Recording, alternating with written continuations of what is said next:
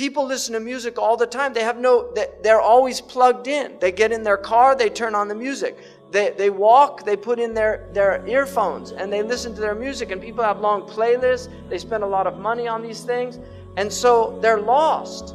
They don't have free time to think anymore because their lives are filled with sound. So the demons have immense tools that they've never had before, and they're using them very effectively.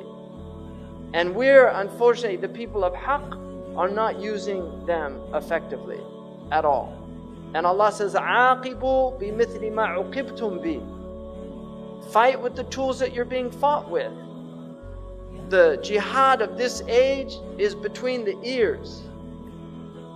The jihad of this age is between the ears. Because this is the battlefield, is the mind of human beings, and by extension, the heart. So what I want to begin with a hadith which is muttafaqun alayh in the mustalah of the people of hadith. It means that both Imam al-Bukhari and Imam Muslim relate this hadith in their books. They relate it in a section called Bab al-Fitan.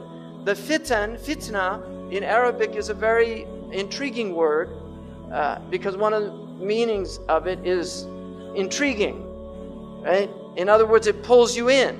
So a fitna, the Arabs, I don't know why, but the Arabs call some of their daughters, they call them Fatina, which means she's a fitna. She's somebody that causes fitna, right? In other words, she's attractive or seductive. You're attracted to her. So fitna is something attractive about it. People like fitna. I'll give you an example. You have Muslims that don't do anything. They sit around, they watch TV, maybe they go to the masjid. But when a fitna happens, suddenly they become so active. And they're on the phone, and we have to do something about this. And they really get active because fitna excites people. There's something compelling about it. And this is why in the Sahih al-Bukhari, when fitna happened, one of the greats, and this is the beauty of the Sahaba, because they were one of the many beautiful things about them. They knew that the Prophet ﷺ loved poetry. The Prophet loved good poetry. He particularly liked Ibn Abi Sult, who was one of the spiritual poets of the Jahili Arabs. He liked Labid and others. And in al-Bukhari, he quotes a poet. The Prophet himself never used poetry himself, but he listened to it, and he enjoyed listening to it at times. And he said, "Inna min ash-shi'ri la hikmah." In shi'r is wisdom.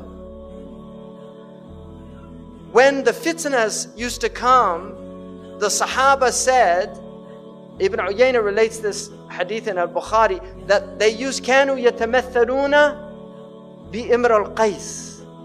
They would remember the words of Imr al-Qais. الحرب أول ما تكون فتية تسعى بزينتها لكل جهول. When war first shows up, it's like a decked out woman seducing every ignoramus. That's from Imr al-Qais. When war first shows up, it's a seductive woman who's decked out with her zina. And the young men, they get excited and they run. حتى إذا اشتعلت وشب ضرامها. Until the conflagration happens. And suddenly you're engulfed in the flames of war. ولت عجوزا غير ذات حليل.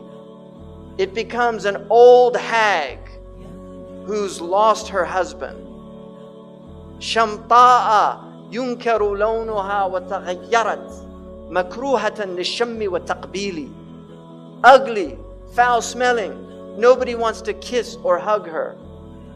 This is what they used to quote when war started, to remind them that war looks good until you're actually in it.